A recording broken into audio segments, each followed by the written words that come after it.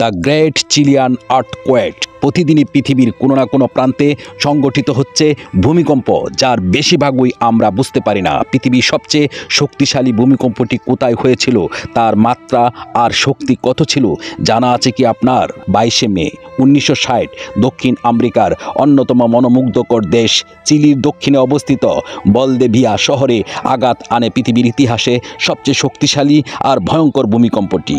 Richter স্কেলে এই ভূমিকম্পের মাত্রা ছিল 9.5। এর স্থায়িত্বকাল শুনলে আপনার চোখ কপালে উঠবে।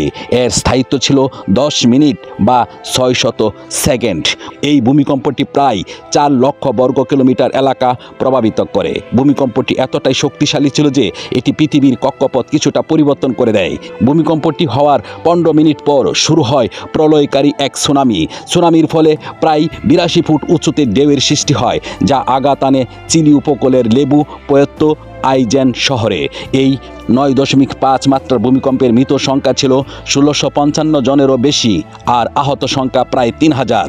সুনামি শুরু হওয়ার 15 ঘন্টা পর তার 10,000 কিলোমিটার দূরে প্রশান্ত মহাসাগরের হাওয়াই দ্বীপে আঘাত আনে।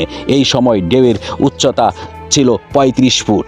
এখানেও প্রায় 61 জন মানুষের মৃত্যু হয়। সুনামিটি 22 ঘন্টা পর 18 ফুট উঁচু ঢেউ নিয়ে আঘাত আনে জাপানের হনসু দ্বীপে, যার ফলে 138 জন মানুষের মৃত্যু হয় এবং 1600 ঘরবাড়ি ধ্বংস হয়। এছাড়া ফিলিপাইনে নিহত হয় প্রায় 32 জন মানুষ।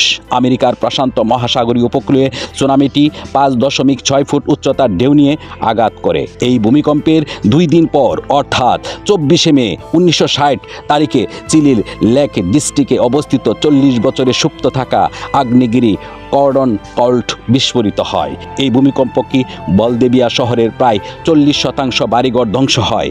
বিভিন্ন জরিপে বলছে এই ভূমিকম্পের ক্ষয়ক্ষতির পরিমাণ ধরা ছিল 4.3 মিলিয়ন মার্কিন ডলার থেকে 8.5 মিলিয়ন মার্কিন ডলার, যা বাংলাদেশি টাকায় প্রায় 98,000 কোটি টাকা। এটাই মানব ইতিহাসের সবচেয়ে শক্তিশালী নথিভুক্ত ভূমিকম্প। এই ঘটনা শুধু একটি বিপর্যয় নয়, বরং স্মরণ করিয়ে দেয় প্রকৃতি শক্তির সামনে মানুষ কতটা অসহায়। ভিডিওটি ভালো লাগলে লাইক, কমেন্ট এবং শেয়ার করুন। আমাদেরকে উৎসাহিত করতে চ্যানেলটি সাবস্ক্রাইব করতে ভুলবেন না।